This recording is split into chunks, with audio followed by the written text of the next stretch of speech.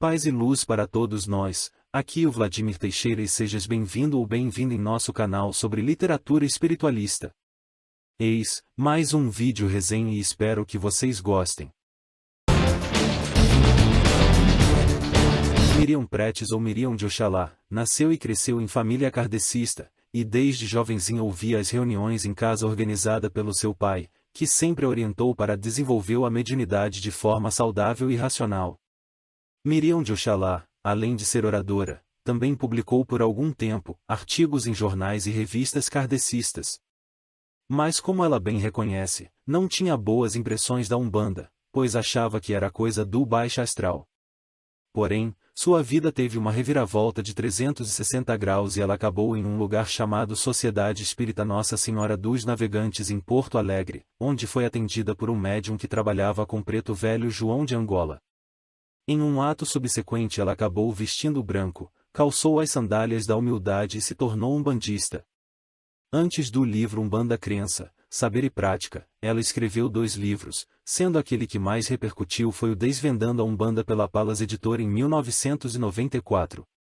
Aproveito o momento para elogiar a autora por narrar fatos ou eventos ocorridos do passado, em uma época que poucos homens e mulheres tiveram a coragem de levantar a bandeira da Umbanda, mesmo sabendo que corriam risco, pois era considerada contravenção à prática da Umbanda. Como escritora kardecista, Miriam de Oxalá é detalhista e minuciosa, basta ver os vários trabalhadores umbandistas que ela cita, dando-lhes o devido reconhecimento histórico. Esse livro Umbanda, a Crença, Saber e Prática, foi publicado em 1997 pela Palas Editora e teve uma segunda edição em 2010.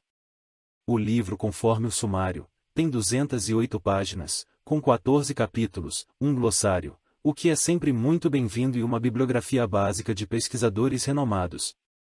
A autora, Miriam de Oxalá, já de cara, revela alguns conflitos que passou ao trocar o kardecismo pela Umbanda. Um deles, se não o maior, foi o desinteresse dos umbandistas pelo estudo, a busca do conhecimento da própria religião. Minha opinião é que a autora diz uma grande verdade. Tanto que, muitas vezes nós umbandistas vamos no embalo da literatura kardecista. E mesmo que a Umbanda Sagrada fundada por Rubens Saraceni incentive seus trabalhadores se tornem escritores, a Umbanda no geral, não dá o devido respaldo. Não incentiva a busca do conhecimento e muito menos desenvolver a psicografia. Mas voltando ao livro Umbanda, Crença, Saber e Prática de Miriam de Oxalá, ela cita uma situação muito conhecida entre nos umbandistas, que é a seguinte: e as entidades sabem tudo, e tu não precisa se preocupar com nada. Mas a própria autora se pergunta, se o médium de Umbanda nada precisa saber, como ele vai distinguir um ser de luz de um quiumba? É bom sempre lembrar que os quiumbas não são seres de luz, bem pelo contrário, são exímios imitadores e obsessores. Então, a autora faz uma segunda pergunta, abre aspas, basta emprestar o corpo e salve quem puder? Fecha aspas. No primeiro capítulo a autora apresenta uma conotação mais kardecista, ou seja, colocando a ciência, a lógica e racionalidade em primeiro plano. Ela mesma na página 4 diz que não somos crédulos pois tudo deve ser checado, comparado e provado. Nesse ponto eu lembro de São Tomé, aquele apóstolo que duvidou da ressurreição de Cristo e só acreditou após tocá-lo. Acredito, pessoal, que essa dúvida pode representar cada um de nós, quando passamos por momentos de incerteza.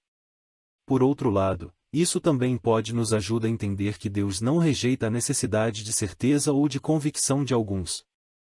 No capítulo 2, a escritora aborda ligeiramente o surgimento da Umbanda, algumas contradições históricas como a existência de um caboclo de nome Gurugussu, que teria sido precursor do caboclo das 7 encruzilhadas e cuja missão seria preparar a chegada do fundador da Umbanda. Eu já havia lido essa história, que surgiu por Leal de Souza, um renomado poeta, escritor, jornalista, amigo de Zélio de Moraes, que é considerado por muito o primeiro poeta da Umbanda e criador das 7 linhas.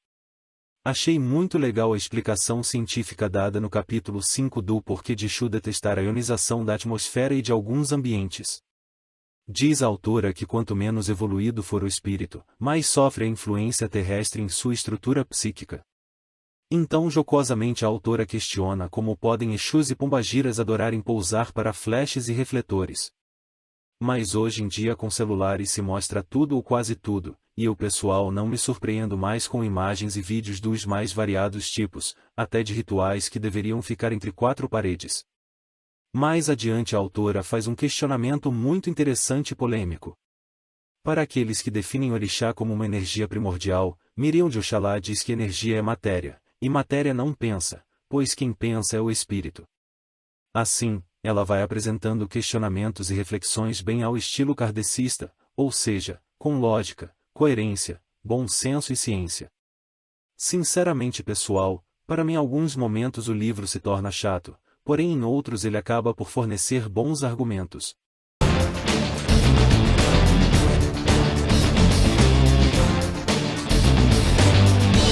Grupo de espíritos denominados Imolês, conhecido na doutrina espírita como engenheiros siderais, cuja missão teria sido a construção do mundo. Acima dessas entidades espirituais estaria apenas Deus. A autora alega que no Brasil se confundiu Imolês com orixás. E aqui pode iniciar a polêmica. Ou não. E como ela é prevenida, detalhista e minuciosa, a autora cita alguns pesquisadores que alegam que os orixás foram reis e rainhas que acabaram por sendo divinizados como protetores de um povo ou de uma nação. Como a Umbanda tem várias tradições ou escolas, e cada uma tem uma origem para o significado de orixás e Umbanda, eu aconselho que cada um faça sua pesquisa. Minha opinião, repito, minha opinião, é de que, infelizmente foi passado um abagador sobre a história, por isso muita coisa se desconhece e também não há interesse de saber.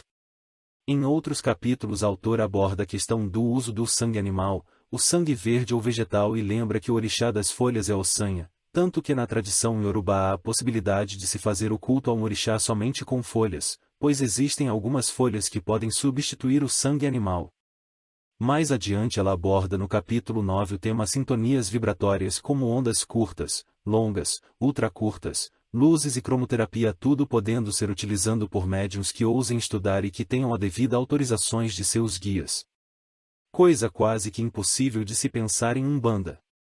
Embora haja casa umbandista que consiga conciliar a religião com terapias holística. Ela também aborda alguns casos de animismo, que ela define como comunicações entre vivo e jamais entre vivos e mortos, explicando o que é telecinesia e telepatia para que não se confunda a mistificação. Ela avança, e vai contando casos que para ela são erros clamorosos de médiuns mal preparados ou doutrinados e por que não dizer, de má fé, que usam a Umbanda. Ela chama a atenção para que sacerdotes ou como nós chamamos o cacique tenha postura e respeito ao tratar os membros da casa, evitando submeter as pessoas a humilhações, tratando todos de igual forma, sem distinção. Meu testemunho é de que assim como é normal nas mais variadas organizações, na Umbanda também, muitas vezes há dois pesos e duas medidas. Com cacique ou alguém do corpo diretivo da casa tratando as pessoas conforme sua simpatia e a tal da caridade ficando só no papo furado. Minha modesta opinião é que a espiritualidade não põe uma pessoa em uma determinada religião para posteriormente um padre, um pastor, um sacerdote ou um cacique fazer pouco caso, pois o rebanho não é deles, mas de Deus. Continuando, a autora comenta também sobre reencarnação, ervas nos rituais, incorporação, povo do Oriente e chakras. Há um capítulo cujo título é O Reino dos Exu e Cobranças, onde ela faz vários comentários e elucidações, apresentando inclusive, uma relação de nomes de Exus planetários e de Exus incorporantes e por aí vai. Ela pega pesado quando diz que a falta de esclarecimentos faz com que haja distorções e o surgimento de centros pouco sérios, caciques e médios charlatões e inclusive a prática de cobrança abusiva para a caridade em total desacordo com a religião. Apesar de não concordar com a tal fé científica, gostei muito da autora ter reconhecido o trabalho edificante das 7 linhas da Umbanda e da liberdade em buscar subsídios em outras doutrinas para melhor cumprir a missão que o caboclo das 7 encruzilhadas nos revelou. Finalizando, a linguagem do livro é simples, objetiva, sem rodeios, facilitando muito a leitura, podendo inclusive ser usado nos estudos de um centro umbandista ou terreira, como bem dizemos no Rio Grande do Sul e na chamada doutrina pública, quando algum dirigente da casa interagir com a assistência antes do início dos trabalhos. Agora aproveite e dê seu like, compartilhe e comente. Axé, até outro dia.